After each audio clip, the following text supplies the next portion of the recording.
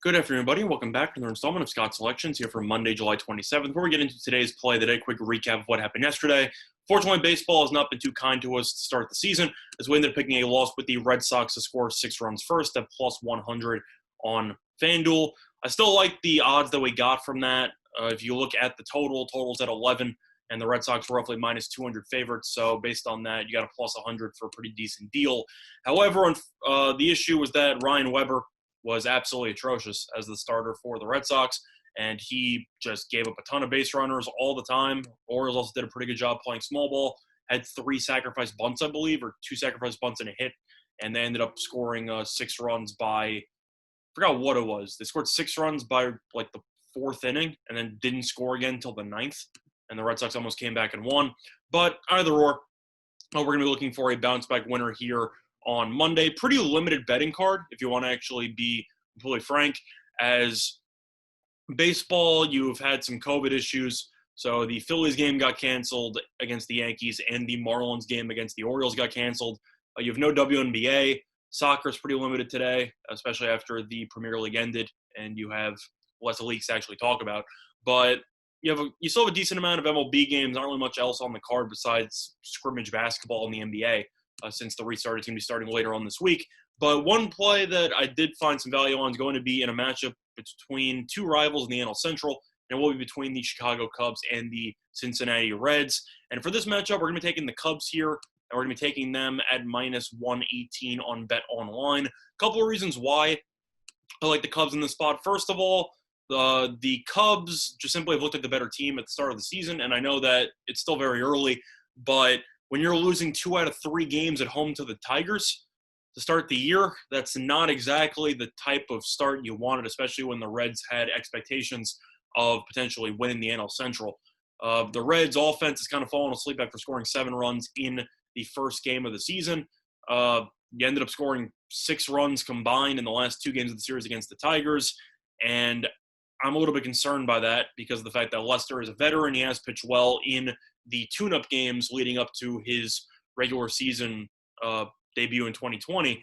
And the main issue that I have with the Reds is that I don't really like the lineup that they put out here for Monday's game. They've already confirmed the lineup. The Cubs have not, but I'm assuming the Cubs are going to be sticking with the lineup that they have been working with for the last couple of games.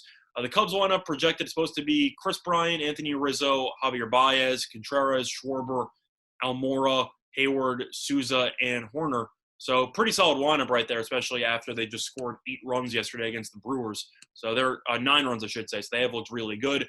Cubs pitching, though, has been insane. They've only given up 4 runs combined in the first 3 games of the season. So they've looked really dialed in.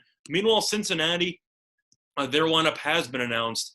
And I know that it's because they're facing a lefty, but I have some question marks with the lineup. You have Irvin batting first, you have Votto batting second, Suarez batting third, Castellanos batting fourth, Aquino batting fifth, Colon batting sixth, Farmer batting seventh, Galvis batting eighth, and Casali batting ninth. The main issue I have here, where is Mike Moustakas? I understand that you have a lefty pitcher on the mound for the Cubs, but Moustakas faced Matthew Boyd in the first game of the season and had a home run, 3 hits, and 4 RBIs. So I'm not really sure why you're using Kyle Farmer instead.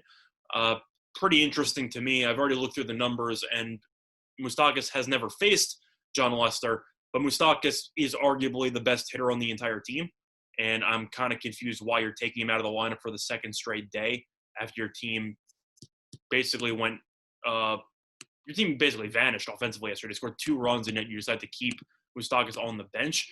Don't really agree with that decision. Aquino is going to be getting the start because Davidson, their other outfielder, ended up testing positive for COVID, so he is out.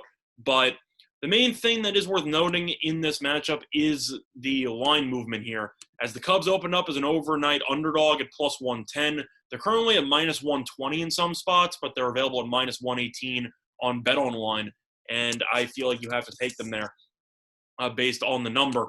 The wind is supposed to be blowing to left field, which should be interesting because both teams are going to be stacking the lineup with righties, naturally so, especially with 2 lefty pitchers on the mound. But the Cubs' bullpens look a lot better than the Reds' bullpen, and the Cubs' lineup has looked more dialed in on a regular basis than the Reds lineup. So for that reason, I think there is some value at the Cubs here at minus 118 on BetOnline. and that is going to be the play of the day. So once again, play of the day for Monday, July 27th is going to be on the Cubs money line, which is available at minus 118 on Bet Online. Sorry the plays didn't really go too well over the weekend, but it's still the start of the baseball season. It's still a feeling out process, and we'll look to bounce back there. But other than that, though, that's going to be the installment of Scott Selections here for July 27th. And good luck to all of you and your expected bets today. Bye, everyone.